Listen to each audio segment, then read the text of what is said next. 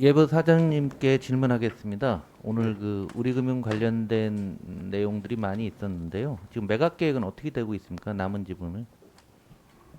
전에 19년 6월에 저희들이 매각 계획을 발표한 바가 있고요.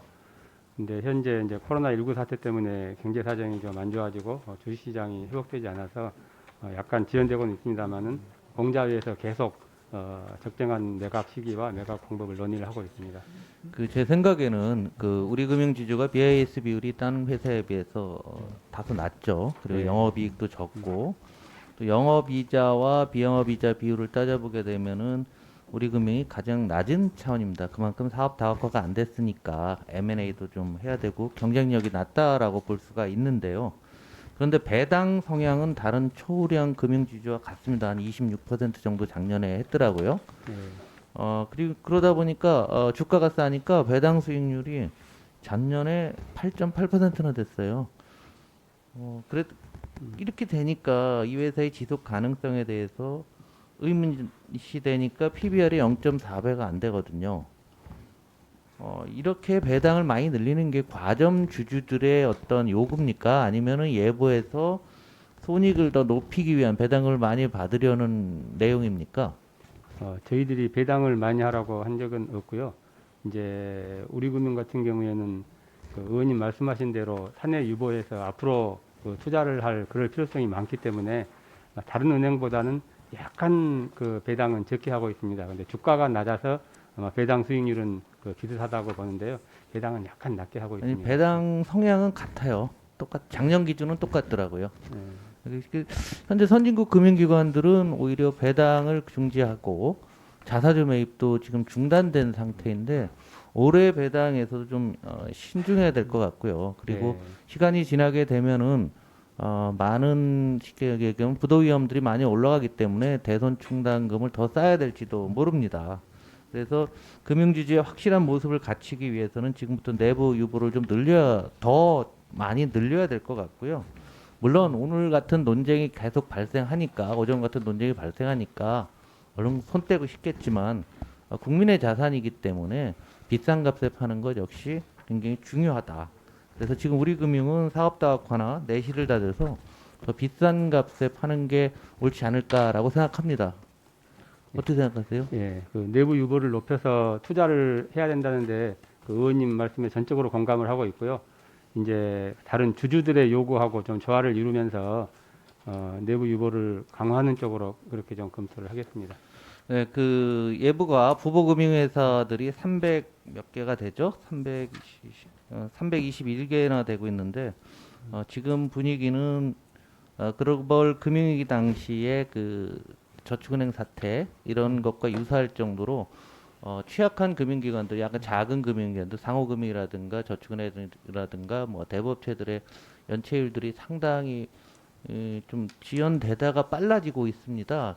예, 그래서 각국들도 막 은행들에 대해서 스트레스 테스트를 많이 하고 있고 미국은 이제 스트레스 테스트를 해두고 업권 전체로 발표했지만 회사별로도 발표한다고 하는데 스트레스 테스트 관리는 어떻게 하고 있나요? 저희들 자체적으로도 이제 금융기관의 어떤 리스크 요인에 대해서 스트레스 테스트를 하고 있고요. 요인을 분석하고 모니터링을 계속 하고 있습니다. 이 정상적인 것보다는 지금 횟수를 더 늘려야 될 것 같고요. 물론 스트레스 테스트를 거기만 하는 게 아니고 뭐 금감원도 할 거고 다른 기관도 하겠지만은 가장 중요한 나중에 되면은 최후의 보루가 되는데 거기서 계속 관심을 보여줘야지만 예, 일반 작은 금융기관들 입장에서도 제대로 하지 않을까라는 그런 생각이 듭니다. 여기 예탁결제원 사장님께 질문하겠습니다. 네. 이 공매도 문제와 관련해서 한번 생각을 해보고 있는데요. 그 지금 공매도 잔고하고 그다음에 대차 잔고하고 차이가 많이 나잖아요. 대차는 여러 번 가다 보니까. 네네, 일치하진 네, 않습니다. 그 네. 일치하지 않는 이유가 대차가 한 번, 두 번, 세 번 계속 여러 번 대차가 진행되기 때문에 이제 그런 상황이 되는데 네네. 예탁원 차원에서 대차를 빌려갈 때 이거는 첫 번째 뭐 이거는 예를 들면은 대차 상환용이다. 상환용 대차다든가 어떤 내용을 써갖고 입력하는 버튼에다가 이렇게 넣어주게 되면은 지금 통계 불이칠 때문에 이 공매도에 대한 잘못된 시각도 일부 있어요. 일부. 그래서 아마 예탁원에서 한번 그런 전산 시스템을 한번 다시 한번 검토해 갖고 시장에 어떤 사인을 주는 것도 한 번의 방법이 아닐까라고 생각하는데 한번 연구를 좀 해주십시오. 네네네. 네. 그리고 그 전자증권이 아마 그 예탁원이 최근 10년 사이에 한 일 중에 가장 중요한 일들을 했는데 지금 상장 대형사 중심으로 전자증권 발행들이 이제 진행되고 있는데요.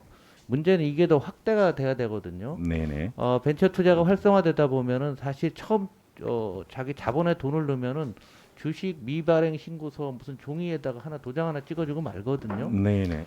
그래서 이 과정을 비상장 기업까지 확장을 하고 거기서 확장이 되면은 더 많은 기업이 KOTC나 코넥스에 들어올 거고 그래서 엑시트 기회를 많이 주게 되게 되면 우리나라의 많은 벤처 기업들, 성장 초기 기업들이 자본 조달을 더 용이하게 할 수 있는 게 아니겠느냐. 그래서 이 전자증권 문제에 대해서 확대하는 방안에 대해서 좀 검토를 해주시면 네네. 지금 뭐 이런 제가 금융위 때도 그런 얘기를 했었는데요.